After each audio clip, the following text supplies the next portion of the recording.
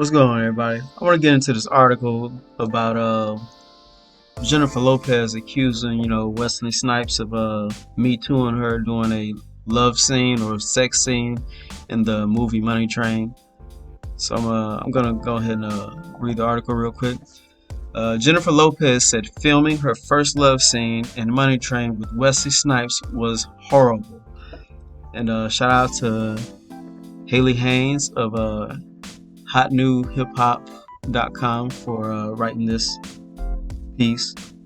It says Lopez revealed she wishes she would have fought for her right to keep her clothes on during the love scene.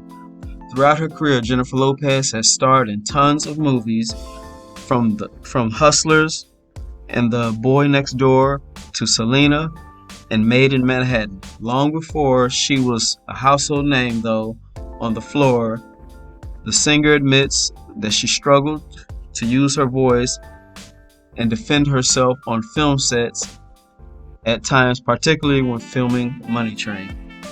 Alright, so let's scroll down here.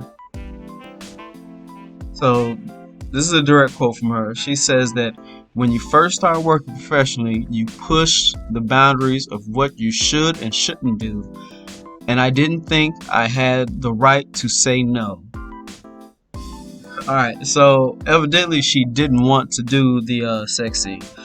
Nobody was forcing her to. She did it willingly. People ask you to do stuff at your jobs all the time. That doesn't mean that you have to do, what they want you to do at the job. You got a choice. Now, this woman allegedly was very promiscuous on the set of In Living Color. Jamie Foxx even used this jokingly in one of his stand-ups about how after J-Lo blew up, she didn't want to approach and say hi to him. And he said he remembered when it was, hey ho.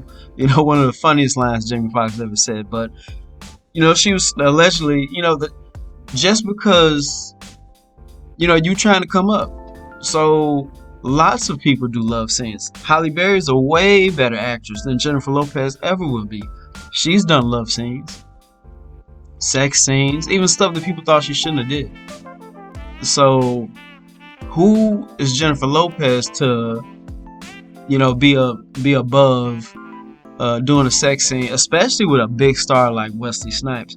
And why isn't she blaming the directors and the writers? They're the ones that wrote this scene in. But she, if you read on later in the article, she's trying to make it seem like, Wesley thought that since they were doing some type of sex scene on camera, that they should mess around off camera. No, he probably was attracted to you. He was trying to smash. He's a big star. It wasn't like he wasn't not to make it seem like she's got more rings than Tom Brady. More rings than Tom Brady. Obviously, you get around. If you got that many dudes, proposing to you and stuff like that, just imagine how many, if you use that rule of three, just imagine how many dudes she was actually smashing.